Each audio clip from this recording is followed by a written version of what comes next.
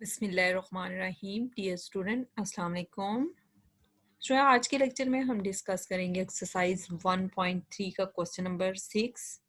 Question number 6 हमारे पास क्या है? इफ ए मैट्रिक्स इक्वल आ रहा है 1 3 -2 एंड 4 के, एंड बी मैट्रिक्स इक्वल आ रहा है 1 0 -3 7 एंड 8 के। फाइंड हमने क्या करना है? फर्स्ट पार्ट हमारे पास क्या है? 3 into A -2 into B. Second part हमारे पास क्या आ रहा है? 2 into A transpose -3 into B transpose. Start करते हैं क्वेश्चन नंबर 6 का फर्स्ट पार्ट।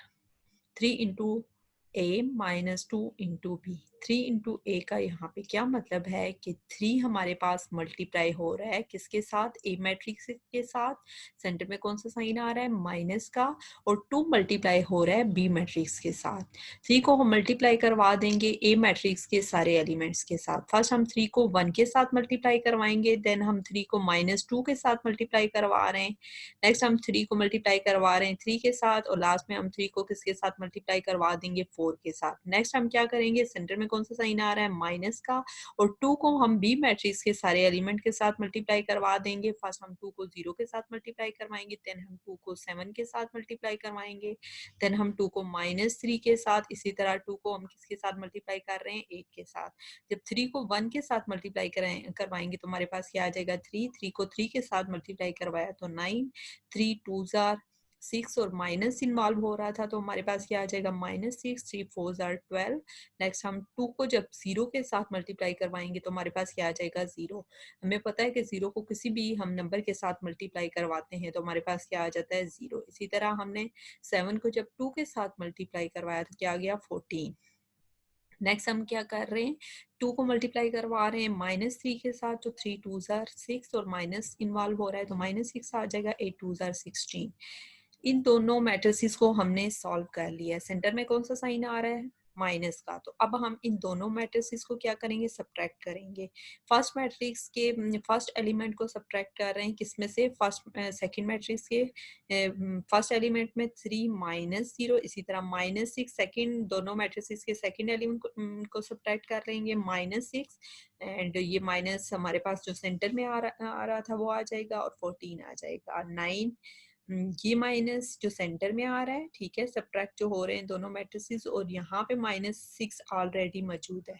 6 के साथ भी माइनस आ रहा है, तो ये हमारे पास हम क्या करेंगे? जब किसी भी नंबर के साथ माइनस इन्वॉल्व हो रहा होगा तो उसको ब्रैकेट में लिख लेंगे। इसी तरह 12 -16, 3 -0 हमारे पास 3 के इक्वल आ जाएगा 9, और माइनस माइनस क्या हो जाएगा? प्लस। 9 + 6 15। इसी तरह हमने इसको सॉल्व किया तो हमारे पास क्या आ गया?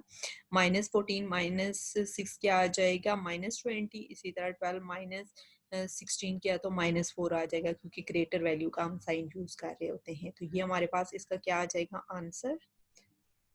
देन हम सॉल्व करते हैं क्वेश्चन नंबर 6 के सेकंड पार्ट को। ए मैट्रिक्स हमारे पास ये गिवन है और बी मैट्रिक्स भी गिवन है। सबसे पहले हमने क्या फाइंड आउट करना है? ए का ट्रांसपोज। ये टी किस चीज को रिप्रेजेंट कर रहा है? ए के ट्रांसपोज को। ट्रांसपोज में हम क्या करते होते थे? रो को कॉलम में और कॉलम को रो में चेंज कर देते थे। हमने क्या किया? ए का ट्रांसपोज ले लिया। ए ए का जब ट्रांसपोज लेंगे तो ये ऊपर छोटा सा क्या आ जाएगा? Small T. किस चीज को रिप्रेजेंट कर रहा है? कि हमने ए का ट्रांसपोज लिया है। फर्स्ट रो हमारे पास क्या आ रही है? 1 -2 फर्स्ट रो के एलिमेंट आ रहे हैं, और 3 और 4 सेकंड रो के एलिमेंट आ रहे हैं। तो 1 -2 को रो से हम किस में चेंज कर रहे हैं? कॉलम में। हमें पता है वर्टिकल फॉर्म में क्या गिवन होते हैं? कॉलम।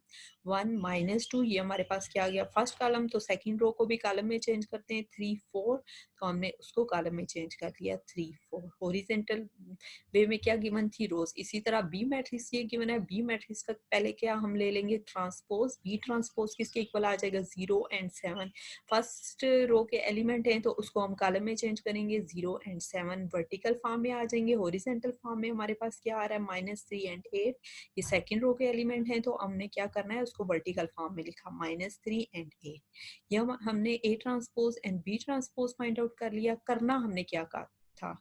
2 को हम मल्टीप्लाई करवा रहे हैं ए ट्रांसपोज के साथ और 3 को मल्टीप्लाई करवा रहे हैं बी ट्रांसपोज के साथ। नेक्स्ट स्टेप में हम क्या करते हैं, 2 को मल्टीप्लाई करवा देंगे ए ट्रांसपोज, जो हमने ए के साथ स्टूडेंट मल्टीप्लाई नहीं करवाना। हम क्या करेंगे, ए ट्रांसपोज जो फाइंड आउट किया हुआ है उसको हम किसके साथ मल्टीप्लाई करवा देते हैं, 2 के साथ। तो 2 को ए ट्रांसपोज के सारे एलिमेंट के साथ हमने मल्टीप्लाई किया, तो सिंप्लीफाई किया, तो ये हमारे पास आंसर आ रहा है। इसी तरह हम 3 को किसके साथ मल्टीप्लाई करवा रहे हैं, बी ट्रांसपोज के साथ, यानी कि बी ट्रांसपोज लेने के बाद जो आंसर आ रहा है उसको हम उसके सारे एलिमेंट को किसके साथ मल्टीप्लाई करवा दिया, 3 के साथ।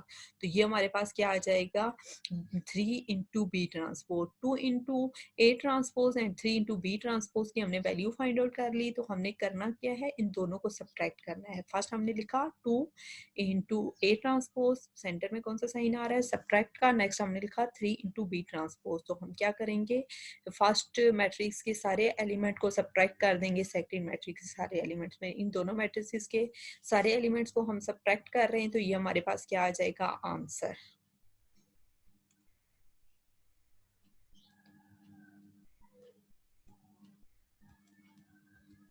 Thank you student, Allah Hafiz.